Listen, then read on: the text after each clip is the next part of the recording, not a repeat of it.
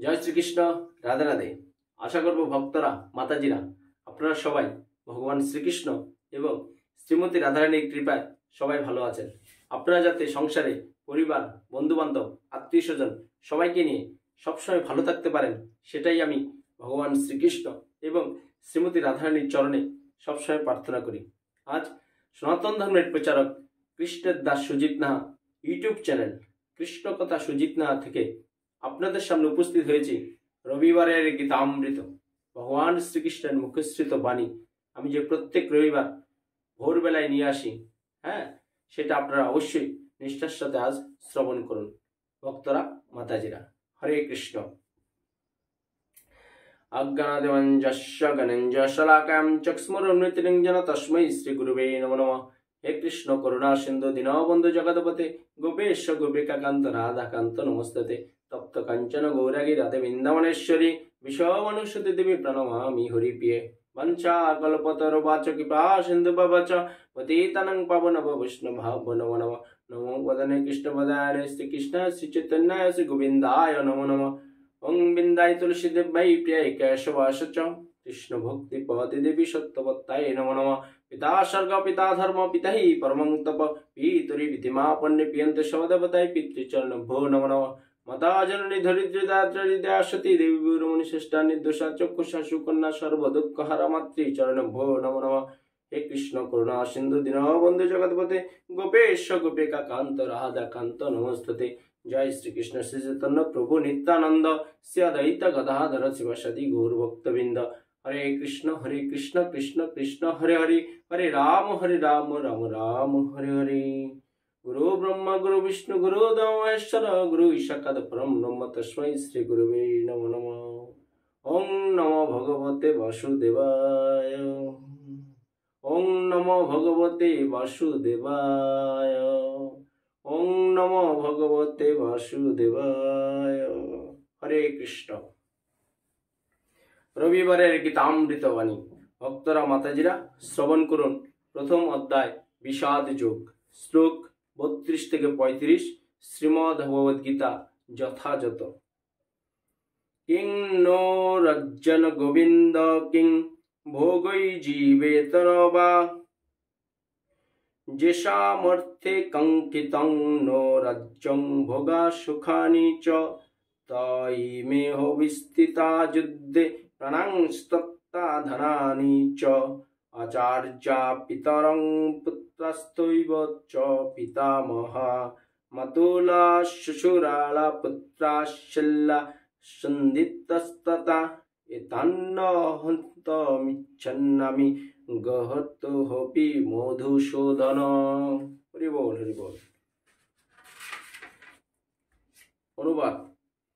হে গোবিন্দ, যাদের জন্য রাজ্য ও সুখ ভোগের কামনা, তারা সকলেই যখন দেখছি এই রণক্ষেত্রে আজ উপস্থিত, তখন আমাদের রাজ্যে কি প্রয়োজন? সুখ ভোগ বা জীবন ধারণেরই বা কি প্রয়োজন? হে মধুসূদন, যখন আচার্য, পিতৃব্য, পুত্র, পিতামহ, মাতুল, শ্বশুর, পুত্র, শ্যালক ও আত্মীয় স্বজন সকলেই প্রাণ ও ধনাদির আশা পরিত্যাগ করে আমার সামনে যুদ্ধে উপস্থিত হয়েছে, তখন আমি তাদের হত্যা করতে চাইব কেন? এমনকি তারা যদি আমাকে বধ করে, হে জনার্দন, এই জগতে কি কথা? এমনকি ত্রিভুবনের বিনিময়েও আমি যুদ্ধ করতে প্রস্তুত নই। ধৃতরাষ্ট্রের পুত্রদের হত্যা করে আমরা কি সন্তোষী বা লাভ করব? কে বলছে? অর্জুন বলছে, হে মাধব, হে গোবিন্দ, যাদের জন্য রাজ্য ও সুখভোগের কামনা, তারা সকলেই দেখছি এখানে উপস্থিত। পিতামহ, শ্বশুর, পুত্র, শ্যালক, আত্মীয়স্বজন, সকলেই এই যুদ্ধক্ষেত্রে উপস্থিত হয়েছে। অর্জুন ভগবান শ্রীকৃষ্ণকে বলছে যে যাদেরকে নিয়ে আমি রাজ্য সুখভোগ করব, ও হে প্রভু, হে মাধব, হে কেশব, হে গোবিন্দ, তারা দেখছি এখানেই সব উপস্থিত। তাই আমি জ্ঞাতি ভাতা কৌরবদেরও হত্যা করতে আমি একদম একমত নই। তাদেরকে আমি হত্যা করতে চাই না। তাই অর্জুন বলছে, ভগবান শ্রীকৃষ্ণ তাৎপর্য অর্জুনকে বলছে, অর্জুন শ্রীকৃষ্ণকে গোবিন্দ নামে সম্বোধন করেছেন, যেহেতু শ্রীকৃষ্ণ গো অর্থাৎ গাভী ও ইন্দ্রিয়গুলোকে আনন্দ দান করেন, এই তাৎপর্যপূর্ণ নামের দ্বারা সম্বোধন করার মাধ্যমে অর্জুন ইঙ্গিত জানালেন কিভাবে তার নিজের ইন্দ্রিয় তৃপ্ত হবে। হরিবোল হরিবোল। ভগবান শ্রীকৃষ্ণের গোবিন্দ নাম হয়েছে কেন? ভগবান শ্রীকৃষ্ণ যেহেতু গো চড়াতেন, গরু গাভী এদেরকে আনন্দ দান করতেন, তাই তার আরেকটা নাম হলো গোবিন্দ। গোবিন্দ মানে গো আনন্দ, সবাইকে গরু গাভী বাছুরদের সবকিছুকে তিনি আনন্দ দিতেন বলে তার নাম হয়েছে গরু থেকে গো আর বিন্দ, আনন্দ। আনন্দ, এই আনন্দ দানের মাধ্যমে অর্জুনও বলেছে, ইঙ্গিত দিয়েছে যে ইন্দ্রিয় তৃপ্তি হবে কিভাবে। আমি যদি সবাইকে মেরেই ফেলি, সবাইকে হত্যাই করি, যাদেরকে নিয়ে আমি রাজ্য পরিচালনা করব, তারাই যদি আমার চারিপাশে না থাকে, তাহলে এই রাজ্য সুখভোগ আমি কখনোই কামনা করি না গোবিন্দ। কিন্তু গোবিন্দ নিজে আমাদের ইন্দ্রিয়গুলোকে তৃপ্ত করেন না। আমরা যদি গোবিন্দের ইন্দ্রিয়গুলোকে তৃপ্ত করি, তবে আমাদের ইন্দ্রিয়গুলো স্বয়ং তৃপ্ত হয়ে যায়। জাগতিকভাবে সকলেই তাদের নিজেদের ইন্দ্রিয়গুলির তৃপ্তি সাধন করতে চায় এবং তারা চায় ভগবান তাদের এই তৃপ্তি সাধনের সরবরাহকারী হন। যার যতটা ইন্দ্রিয় তৃপ্তি প্রাপ্য, ভগবান তাকে তা দিয়ে থাকেন। হরিবোল হরিবোল। ভগবান শ্রীকৃষ্ণ বলেছেন, যে যেভাবে থাকবে আমি তাকে সেভাবেই রাখবো। দেখবেন কিছু লোক আছে সমাজে, সারাক্ষণ শুধু অর্থ, কিভাবে বড়লোক হবে, কিভাবে বিত্তশালী হবে, কিভাবে দিনের পর দিন সম্পদ বাড়াবে। ভগবান শ্রীকৃষ্ণ তাদেরকে সেভাবেই রেখেছে। নাও, তোমরা সম্পদ নিয়েই থাকো। আবার অপরদিকে কিছু লোক তাকে ধর্ম প্রচার করে, মানুষকে সবসময় গীতার বাণী শোনায়, বিভিন্ন পূজা অর্চনা করায়, বিভিন্ন মন্দিরে মন্দিরে গিয়ে ধর্ম প্রচার করে। ভগবান শ্রীকৃষ্ণ তাদেরকে আবার ধর্ম প্রচারের মাধ্যমে রেখেছে। সব কিন্তু ভগবান শ্রীকৃষ্ণের লীলা খেলা। তাই এখানে একদম 100% প্রমাণ যে যে যেভাবে থাকবে ভগবান শ্রীকৃষ্ণ তাকে সেভাবেই রাখবে। তাই ভক্তরা মাতাজির, আপনারা যদি ভালো পথে থাকেন তো ভালো থাকবেন, আর যদি অপরের অমঙ্গল কামনা করেন, অন্যের খারাপ হবে কি করে সেই চিন্তা ভাবনা করেন, তাহলে আপনারা সেই ফলটাও আপনারা ভোগ করতে হবে। তাই ভগবান তাকে তা দিয়ে থাকেন, কিন্তু তা বলে তার অনাগ্রাসী কামনা অনুসারে নয়, কিন্তু তার বিপরীত পন্থা অবলম্বন করে। অর্থাৎ নিজের ইন্দ্রিয় তৃপ্তির কথা না ভেবে যদি গোবিন্দের ইন্দ্রিয় সেবায় ব্রতী হওয়া যায়, তখন গোবিন্দের আশীর্বাদে জীবনের সমস্ত বাসনাই চরিতার্থে হয়ে যায়। সমাজ ও পরিবারের প্রতি অর্জুনের গভীর মমতা কিছুটা তাদের প্রতি তার স্বাভাবিক করুণার প্রকাশ। কি বলছে ভগবান শ্রীকৃষ্ণ? বলছে যে কেউ যদি নিজের এই যে ইন্দ্রিয় কামনা বাসনার কথা না ভেবে ভগবান শ্রীকৃষ্ণের সেবায় ব্রতী হয়, তাহলে ভগবান শ্রীকৃষ্ণ কি হয়? আপনি যদি ভগবান শ্রীকৃষ্ণের সমস্ত ইন্দ্রিয়ের বাসনা পূর্ণ করতে পারেন, তাহলে ভগবান শ্রীকৃষ্ণ আপনার জীবনের সকল বাসনা কামনা, সকল জীবনের আশা সব পূরণ করে দেবে। তাহলে আমাদের কি হতে হবে? নিষ্কাম ভেবে, কোনো কর্মের ফলের আশা না করে আমরা যদি ভগবানের শ্রীকৃষ্ণের শ্রীমতী রাধারানীর সেবায় ব্রতী হই, তাহলে দেখবেন আপনার জীবনে বা আমার জীবনে আপনা আপনি আমাদের যত চাহিদা আছে সেগুলো নিজের থেকেই পূরণ হয়ে যাবে। হরিবোল হরিবোল। ভগবান শ্রীকৃষ্ণ এত সুন্দর রাস্তা আমাদেরকে করে দিয়েছেন, কিন্তু আমরা কি করছি আজকে? সেই রাস্তা ভুলে আমরা শুধু নিজের ইন্দ্রিয় কামনা বাসনায় আমার আমার আমিত্ব করে করেই সারাক্ষণ ঘুরে বেড়াচ্ছি। কে ভগবান, কে কি সেবা তার করতে হবে, এইসব সব ভুলে গেছি। কি শ্রীমদ্ভগবদ গীতা, ও মরার পর দেখা যাবে, অনেকেই বলে কিন্তু সমাজে দেখবেন ধর্মকর্ম কি, মরে গেলে শেষ। মরে গেলেই যদি শেষ হতো, তাহলে এই পৃথিবীতে এত বড় বড় ধর্মীয় মন্দির, ধর্মীয় বিভিন্ন স্থান গড়ে উঠত না। তাহলে মন্দির কি প্রয়োজন ছিল? এত পূজা অর্চনার কি প্রয়োজন ছিল? লক্ষ লক্ষ কোটি কোটি টাকা অর্থ সম্পদ নষ্ট করে ভগবান শ্রীকৃষ্ণের বিগ্রহ বসানোর কি দরকার ছিল? ধর্ম আছে, ধর্ম থাকবে, আমি আপনি থাকবো না, কিন্তু ধর্ম পৃথিবী যতদিন থাকবে ততদিন একটা জায়গায় স্থির থাকবে। কারণ এই সমাজকে পরিচালিত করছে ভগবান শ্রীকৃষ্ণ, ধর্ম আছে বলে এই সমাজ এখনো ভালো আছে, এখন ঠিকভাবে সমান্তরালভাবে চলতে পারছে। ধর্ম যেদিন থাকবে না, পৃথিবী ধ্বংস হয়ে যাবে আস্তে আস্তে। দেখবেন যেখানে এই অধর্মের খুব প্রভাব বেড়ে যায়, তখনই সেখানে দেখবেন ভগবান শ্রীকৃষ্ণ কিছু না কিছু একটা অশান্তির প্রাকৃতিক দুর্যোগ দিয়ে ধ্বংসাবশেষ করে দেয়। কেন? মানুষ যাতে একটু তার হুঁশ হয়, জ্ঞান বুদ্ধি হয়, যে না ভগবান শ্রীকৃষ্ণ আছে, তাকে স্মরণ করতে হবে। তাই আসুন ভক্তরা, মাদাজিরা, এই হৃদয়ে কৃষ্ণ চেতনা, কৃষ্ণ ভাবনায় জাগৃত হয়ে আমরা ভগবান শ্রীকৃষ্ণের মুখশ্রিত বাণী শ্রীমদ্ গীতা ঠিকমতো অধ্যয়ন করি। নাহলে এই জীবন ব্যর্থ। এই যে অমূল্য মানব জীবন পেয়েছি, এই জীবন মূল্যহীন হয়ে যাবে। কিন্তু অর্জুন আশঙ্কা করেছিলেন যে যুদ্ধে তার সমস্ত আত্মীয় স্বজন এবং বন্ধু বান্ধব নিহত হবে এবং যুদ্ধ জয়ের পরে তার ঐশ্বর্য ভোগ করার জন্য তার সঙ্গে আর কেউ থাকবে না। এটি জড়জগতের জীবনের এক বিশেষ চিন্তাধারা। অপ্রাকৃত অনুভূতি সম্পন্ন জীবন অবশ্য ভিন্ন ধরনের। ভগবত ভক্ত যেহেতু আপনাকেই তৃপ্ত করতে চান, তাই ভগবান চাইলে তিনি পৃথিবীর সব রকম ঐশ্বর্য ভগবানের সেবার জন্য গ্রহণ করতে কুণ্ঠিত হন না। ভগবান যখন চান না, তখন তিনি একটি কপর্দকও গ্রহণ করেন না। অর্জুন সেই যুদ্ধে তার আত্মীয় স্বজনদের হত্যা করতে চাননি, এবং তাদের হত্যা করাটা যদি একান্তই প্রয়োজন ছিল, তবে তিনি চেয়েছিলেন শ্রীকৃষ্ণ স্বয়ং তাদের বিনাশ করুক।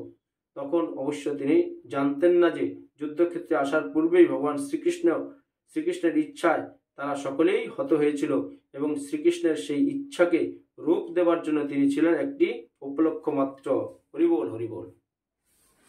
কি বলছে অর্জুন? যে এই যে যুদ্ধক্ষেত্রে সবাই এসছে, আত্মীয় স্বজন বন্ধু বান্ধব, এদের সবাইকে যদি আমি মেরেই ফেলি, হত্যা করেই ফেলি, তো আমি রাজ্যটা চালাবো কি দিয়ে? তাই ভগবান শ্রীকৃষ্ণ, যদি হত্যা করতে হয় তুমি এদেরকে সবাইকে হত্যা করে দাও, আমার দ্বারা এই কাজ হবে না। কিন্তু অর্জুন দেখেন এতটা মোহাচ্ছন্ন হয়ে পড়েছিল, এতটা মায়ায় আবদ্ধ ছিল, ভগবান শ্রীকৃষ্ণ তার পাশে থেকেও অর্জুন এই কথাটা উপলব্ধি করতে পারলো না যে অর্জুন বা আমি মারার কে।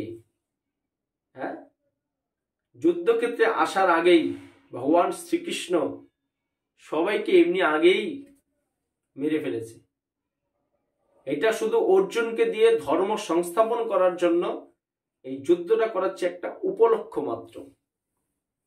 কারণ ভগবান শ্রীকৃষ্ণ ইশারা ছাড়া আপনি একটি পাও বাড়ি থেকে বাইরে ফেলতে পারবেন না, যদি ভগবান শ্রীকৃষ্ণ কৃপা না করে। অর্জুন সে কথাটাও ভুলে গেছে, এতটা মোহাচ্ছন্ন হয়ে পড়েছিল।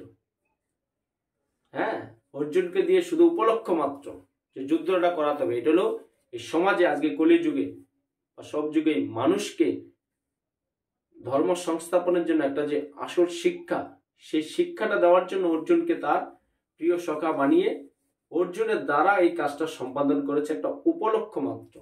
মেন কাজ ভগবান শ্রীকৃষ্ণ আগেই করে রেখেছে। তাই এক সময় বলছে যে অর্জুন, তুমি যে বলছো তুমি মারবে, তো তুমি মারার কে? হ্যাঁ, অর্জুনকে বলছে তুমি চোখ বন্ধ করো। তো চোখ বন্ধ করে বলছে, ভাবো, যেই চোখ বন্ধ করেছে দেখেছে সব মৃত কুরুক্ষেত্রে। হরিবোল হরিবোল। ভগবান শ্রীকৃষ্ণের কতটা পাওয়ার। সকল অবতারের শ্রেষ্ঠ অবতার হলো ভগবান শ্রীকৃষ্ণ। যুগে যুগে বিভিন্ন অবতার রূপে ভগবান শ্রীকৃষ্ণ এসছেন, আর দাপরে এসছেন ধর্ম সংস্থাপন করতে, এই কৌরবদের হাত থেকে অর্জুনদের রক্ষা করার জন্য ভগবান শ্রীকৃষ্ণ, এবং কংসের হাত থেকে নিজের বাবা মাকে রক্ষা করার জন্য ভগবান শ্রীকৃষ্ণ দাপরে এসছেন স্বয়ং নিজে। পরবর্তী অধ্যায়গুলিতে এই বিষয়টি উন্মোচিত হয়েছে। ভগবানের শুদ্ধ ভক্তরূপে অর্জুনের কোনো ইচ্ছাই ছিল না তা দুর্বৃত্ত জ্ঞাতি ভাতাদের উপরে প্রতিশোধ নেবার, কিন্তু এটি ভগবানেরই পরিকল্পনা ছিল যে তারা সকলে বিনাশপ্রাপ্ত হোক। ভগবানের ভক্ত কখনোই অন্যায় আচরণকারী কারো প্রতি প্রতিহিংসা পরায়ণ হন না, কিন্তু ভগবানের ভক্তকে যে আঘাত দেয়, ভগবান কখনোই সেই দুর্বৃত্তদের অপরাধ সহ্য করেন না। হরিবোল হরিবোল। যারা প্রকৃত ভগবানের ভক্ত, যারা প্রকৃত ভগবানের সেবা করে, শ্রীকৃষ্ণের ছাড়া কিছু বোঝে না, হ্যাঁ, তাদের প্রতি সমাজে অনেকেই কিন্তু খারাপ ব্যবহার করে। আজকে দেখবেন সাধু সন্ন্যাসীদের প্রতি সমাজে অনেকেই খারাপ ব্যবহার করে। হয়তো সাধু সন্ন্যাসীরা তাদেরকে ক্ষমা করে দেয়, কিন্তু ভগবান শ্রীকৃষ্ণ কখনো ক্ষমা করে না। তার শুদ্ধ ভক্তের সাথে কেউ যদি খারাপ ব্যবহার করে, ভগবান শ্রীকৃষ্ণ কিন্তু তৎক্ষণাৎ যুগে যুগে তার অনেক প্রমাণ দেখিয়েছেন। যেমন হিরণ্যকশিপু ভক্ত প্রহ্লাদকে বলেছিল যে তোমার ভগবান দেখাও, তখন কি করছে, ভগবান একটা মাটির ডিবি থেকে নৃসিংহ অবতার রূপে আবির্ভূত হয়ে হিরণ্যকশিপুকে হত্যা করেছে। তাই ভগবান শ্রীকৃষ্ণ সাবধান। ভক্তরা মাতাজির, আপনারা কিন্তু কেউ ভগবানের শুদ্ধ ভক্তের চরণে কখনো অপরাধ করবেন না। সেই শুদ্ধ ভক্ত হয়তো আপনাকে ক্ষমা করে দেবে, কিন্তু ভগবান শ্রীকৃষ্ণ কিন্তু ক্ষমা করবে না। কারণ ভগবান শ্রীকৃষ্ণ নিজে স্বয়ং গীতাতে বলেছেন, আমি কিন্তু আমার শুদ্ধ ভক্তের সাথে যারা খারাপ আচরণ করে, যাদেরকে তারা ধর্মপথে বাধা দেয়, আমি কিন্তু তাদের বরদাস্ত করি না। এই অর্জুনকে সেটা বোঝাচ্ছে শ্রীমদ্ গীতাতে বিষাদ যুগে ভক্তরা মাতাজিরা। কিন্তু ভগবান ভক্তকে যে আঘাত দেয়, ভগবান কখনোই সেটা অপরাধ সহ্য করেন না। ভগবানের শ্রীচরণে কোনো অপরাধ করলে ভগবান তা ক্ষমা করতে পারেন, কিন্তু তার ভক্তের প্রতি অন্যায় আচরণকারী কাউকেই ভগবান ক্ষমা করেন না। হরিবোল হরিবোল। কেউ যদি ভগবানের চরণে অপরাধ করে, কিন্তু ভগবান তাকে ক্ষমা করেন, কিন্তু ভগবানের কোনো ভক্তের চরণে যদি কেউ অপরাধ করেন, ভগবান কিন্তু তখন ক্ষমা করে না। যার কারণে শাস্ত্রে বলেছে ভগবান শ্রীকৃষ্ণ, আমার চেয়ে আমার নাম বড়, নামের চেয়ে আমার ভক্ত বড়। তোমরা আমার কাছে ক্ষমা ভুল করতে পারো, আমি তোমাদেরকে ক্ষমা করতে পারি যদি তুমি আমার কাছে আত্মসমর্পণ করো, কিন্তু আমার কোনো শুদ্ধ ভক্তের প্রতি তোমরা যদি এক বিন্দু অপরাধ করো, সেটা কিন্তু আমি কখনো ক্ষমা করব না। তার যথাযোগ্য শাস্তি তোমাদের পেতেই হবে। ভগবান শ্রীকৃষ্ণ নিজের গীতাতে বলেছে। তাই অর্জুন যদি তাদের ক্ষমা করতে চেয়েছিলেন, কিন্তু ভগবান সেই দুর্বৃত্তদের বিনাশ করতে দৃঢ় সংকল্প হয়েছিলেন। কারণ অর্জুন ছিল ভগবান শ্রীকৃষ্ণের একজন শুদ্ধ ভক্ত, যার কারণে প্রিয় সখা হতে পেরেছে। তাই অর্জুন তাদেরকে ক্ষমা করতে পারে, কারণ বিনা অপরাধে এই যে কৌরবরা, ধৃতরাষ্ট্রের পুত্ররা বা ধৃতরাষ্ট্র মিলে তাদেরকে রাজ্যের অধিকার থেকে বঞ্চিত করেছে, পাশা খেলায় তাদেরকে অন্যায়ভাবে হারিয়েছে, দ্রৌপদীর বস্ত্রহরণ করেছে, সবকিছু অর্জুনরা চুপচাপ মেনে নিয়েছে, কিন্তু ভগবান শ্রীকৃষ্ণ কিন্তু দেখছে।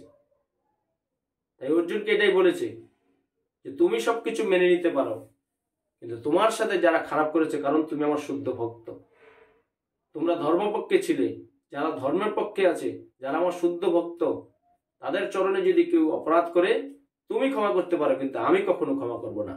তাই ধর্ম সংস্থাপনের জন্য তুমি যুদ্ধ করতে না পারো, কিন্তু কৌরবদের বিনাশ করেই ছাড়বো।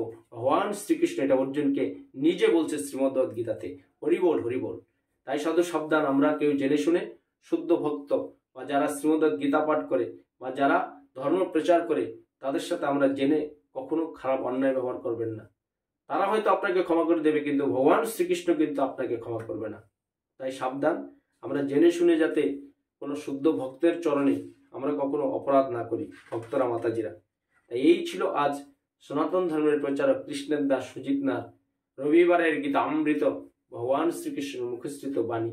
আশা করব আজকের মুখশ্রিত বাণী শ্রীমদ্ গীতা পাঠ আপনাদের ভালো লেগেছে।